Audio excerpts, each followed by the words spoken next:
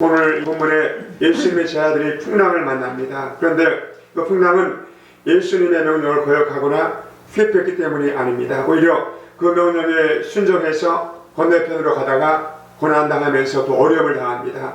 또 제자들은 주님 몰래 행동한 것이 아니고 주님께서 명령하셨기 때문에 순종해서 건너편으로 배를 저가고 있었습니다. 그럼에도 불구하고 그들은 마치 광풍과 파도로 인해서 괴롭힘을 당하는 우리 본문의 이 모습입니다. 성경에는 하나님의 말씀과 명령에 순종했음에도 불구하고 어려움을 겪는 많은 일들이 기록되어 있습니다. 예를 들어서 우리 창세기 우리 모세 같은 경우가 그렇습니다. 80세 하나님의 부르심을 받아서 순종해서 애굽으로 갑니다. 그런데 그 앞길에 이루 많은 형편이 어려운 고난이 그를 기다리고 있었습니다. 또 선지자 엘리야, 또 에레미야와 같은 구약의 인물들도 다 그랬습니다. 또 신약의 베드로, 야고보, 요한, 바울, 또 신약의 인물들도 주님의 명령에 따라 순종하며 삶의 길로 갔지만 도중에 수많은 장애물과 어려움과 역경을 경험했어야 했습니다. 그리고 가장 결정적인 것은 하늘보다리 버리시고 인간의 입을 입고 세상에 오신 만왕의 와신의 아들 예수님조차도 이 땅에서 자신과 자신의 사역을 반대하는 수많은 장애물을 만나야 했다는 것입니다. 이것은 오늘 우리에게도 동일하게 적용이 됩니다. 우리 가운데 알 수 없는 이유로 풍랑 속에서 불안을 당하는 사람들이 많습니다. 어떤 이는 질병의 풍랑, 어떤 이는 또 재물의 풍랑, 어떤 이는 또 이 자녀의 풍랑, 그리고 어떤 이는 인간관계의 풍랑을 겪습니다. 그러나 그 이유를 알 수 없는 이 풍랑 속에 있을 때 결코 잊지 말아야 할 것이 있는데, 우리가 믿는 주님은 결코 우리가 사는 동안에 힘들고 어려움을 만났을 때 방치하거나 모르거나 구경만 하고 계시지 않는다는 사실입니다. 우리에게 닥치는 고난은 우리 인간편에서 이유를 알 수가 없습니다. 그러나 하나님은 모든 걸 다 아십니다. 그리고 고난의 목적도 우리를 모를 때가 허다합니다. 그러나 주님은 분명한 목적을 가지고 우리 인생을 또 수완하시며 인도하고 계시다는 겁니다. 그렇다면 오늘 본문에 우리는 세 가지를 하나님께 한번 질문해 보고자 합니다. 왜 우리 삶에 왜 풍랑이 왜 일어나는가? 이 본문의 풍랑은 결코 우연히 일어나는 사건이 아닙니다. 우리 주님은 그 풍랑을 통해서 먹고자 하는 것이 있었습니다. 그래서 산에서 따로 기도하고 계셨습니다.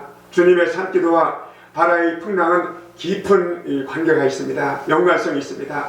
왜 주님은 제자들이 풍랑 속에서 그 엄청난 고생을 하고 있음에도 불구하고 밤 4경쯤에 오늘 우리 시간으로 말하면 새벽녘에 제자들에게 찾아주셨을까요? 두 가지 이유가 있습니다. 첫 번째로 제자들이 자신들의 한계를 알게 하기 위함인 것입니다. 우리 찾아보면은 우리 삶 가운데서 우리 힘으로 할 수 없는 많은 장애물이 있습니다. 오늘 본문의 제자들이 배우르기 전에 어떤 일이 있었는지 한번 보시기 바랍니다. 주님께서 떡 5개와 물고기 2마리로 5,000명을 먹이시고 부녀와 아이들까지 3,000명 이상을 먹이는 기적을 행하셨습니다. 그리고 난 후에 주님은 즉시 제자들을 재촉하사 배에 타게 하셨고 건너편으로 제자들을 가게 합니다. 일종의 격리 조치입니다. 왜 주님은 제자들의 무리와 떨어지게 하신 것일까요? 한번 상상해 보시기 바랍니다. 여러분이 그 오병이어 기적의 현장에 있었다면 아마 엄청나게 우리가 충격받았을 것 같습니다. 어떤 생각이 되었을까요? 야, 이 양반이 누구인지 모르겠지만은 이 양반만 쫓아다니면은 우리 사는 곳에 별 문제가 없겠구나. 이제 끝났다. 이제 우리 앞길이 대로가 열렸구나 하면서 주님만 바라봤을 것 같아요. 그 자리에 있던 5,000명의 군중들은 예수님에 대해서 어떤 반응을 했을까요? 그러면서도 제자들이 바라보는 시간은 또 어떠했을까요? 그런 상황 속에서 제자들은 엄청나게 흥분했을 것이고 아마 하늘을 나는 독수리처럼 아마 엄청나게 끔과 비전을 품었을 것 같습니다. 그런데 주님은 그것을 기뻐하지 않았습니다. 제자들의 헛된 끔과 야망이 잘못된 것임을 알게 할 필요가 주님이 있었던 것입니다. 그리고는 산에 올라가 기도하셨습니다. 그 기도의 내용이 뭘까요? 우리 주님의 산기도 제목은 아마 그랬을 것 같습니다. 주님, 제자들이 컴컴 밤중에 배를 타고 가다가 풍랑을 만났는데 그들이 배 안에서 자신들의 한계를 알게 해 주옵소서. 쉽게 표현하자면 우리 인생을 살면서 제 파악을 잘 할 수 있는 인생들이 되게 해 주옵소서 아마 기도했을 것 같습니다.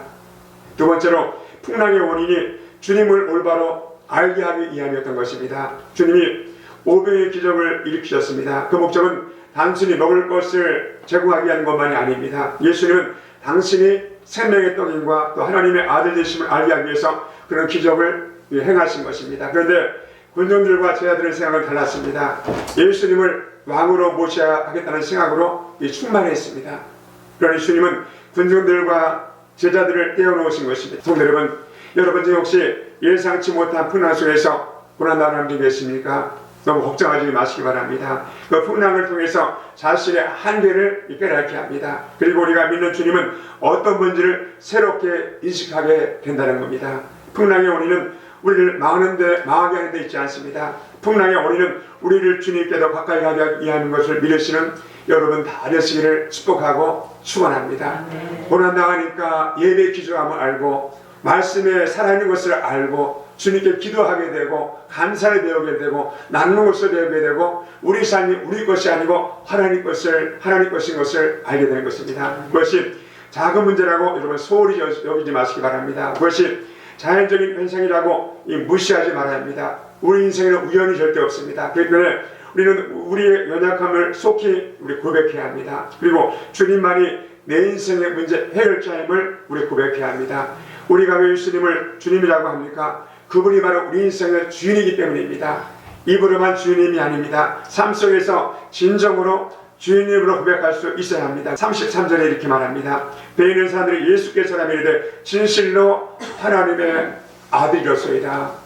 우리 인생의 모든 것은 바로 우리 것이 아니고 당신이 우리 삶의 선장이십니다. 바로 이런 고백입니다. 두 번째로 주님은 어떻게 우리 풍랑을 해결해 주셨나요? 오늘 본문을 보면 참으로 신기한 방법으로 문제가 해결됩니다. 그것은 오로지 주님만이 하시는 방법입니다. 어떤 방법인가요? 첫 번째로 저는 예상치 못한 방법으로 찾아오시는 주님이십니다. 어떻게 찾아오셨나요? 이 풍랑 속에 고난당하는 그들에게 무리로 걸어서 오셨습니다. 오늘 본문 25절입니다. 밤 사경에 예수께서 바다 위로 걸어서 제 아들에게 오시니라 이렇게 말합니다. 성도 여러분, 이것이 말이 됩니까? 인간의 상식과 경험으로 도저히 말이 안 되는 것입니다. 그러나 우리 주님은 당신이 하나님의 아들이심을 믿게 하기 위해서 우리가 전혀 상상치 못하는 초능력의 방법으로 찾아오셨습니다. 우리 예수님께서 바다 위로 걸어오신 것은 제 아들을 깜짝 놀라게 하기 위한 것이 아닙니다. 그렇다고 바다 위를 걷는 능력이 있다는 것을 보여주시기 위한 것도 아닙니다. 그렇게 하신 이유는 예수님이 하나님의 아들이시고 당신이 친히 하나님이신 것을 바로 이 그들에게 선포하기 위해서 그렇게 하신 것입니다. 그리고 그분이 우리에게 찾아오시되 우리 고정관념이나 상식을 초월해서 찾아오시는 분임을 교훈하기 위한 것입니다. 제가 사역하다 보니까 30년 이상 사역하다 보니까 하나님께서는 동일한 방법으로 질병을 고치지 아니하고 동일한 방법으로 우리 삶 인도하지 않습니다. 어느 때는 이런 방법으로 인도하기도 하셨고 어떤 때는 이런 방법으로 인도하는 것을 많이 봅니다. 그래서 늘 깨어서 기도하고 성령님께서 우리에게 뭐라고 말씀하시는가 성령의 뜻에 관한 우리가 대할 줄로 믿습니다. 오늘 본문의 제자들은 이 풍랑 속에서 자기들을 구원할 자가 아무도 없다고 생각을 했을 것입니다. 그것은 그들의 경험이었을 것입니다. 그런데 주님은 우리 생각을 초월해서 찾아오셨다는 겁니다. 성도 여러분은 이런 체험을 한번 해보셨나요? 여러분의 상식과 경험에 매여서 평생을 살아오셨을 것입니다. 우리는 주님도 우리가 기대하는 그 방법밖에 없다고 생각할지도 모릅니다. 그러나 주님은 그런 한계 상황에 제한받는 분이 절대 아니십니다. 오늘 본문을 이와 같은 생각에 꼼짝없이 매여 사는 자들에게 그런 생각을 버리라 이 말씀합니다. 성도 여러분, 우리는 안 되지만 주님은 모든 걸 불가능한 가운데서 다 이루시는 하나님이십니다. 우리는 불가능하지만 주님의 방법은 얼마든지 가능한 것이 주님의 방법인 것입니다. 주님이 그렇게 찾아오셔서 한순간에 해결해 주시는 것입니다. 주님이 우리의 주님이신 것을 고백함으로 하나님 앞에 큰 열매를 거두시는 또 4월 한 달이 되시기 바랍니다. 오늘 두 번째로 오셔서 두려워하지 말라 이 선포하십니다. 오늘 보면 27절입니다. 예수께서 즉시 이르시되 안심하니 나니 두려워하지 말라. 옛날 순요 내니 두려워하지 말라 이렇게 기록되어 있습니다. 이 말은 제자들이 엄청 두려워했다는 것입니다. 왜 제자들은 공포에 떨었을까요? 그 바다는 그들의 생활 터전입니다.